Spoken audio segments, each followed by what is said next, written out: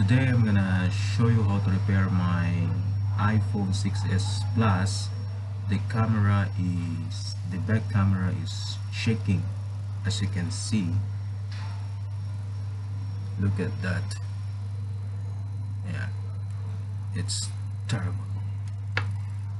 And however, the front camera, it's perfectly fine. As you can see, it's smooth. Yeah, it's really smooth.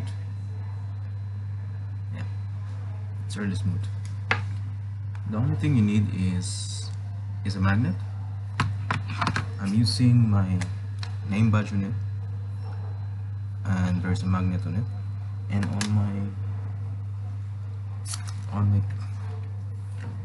on my casing, as you can see, I have my iPhone 6s Plus casing. I place a magnet on this side. You can just super glue it and put like this, and yeah, and put your iPhone like this, casing it. Oops.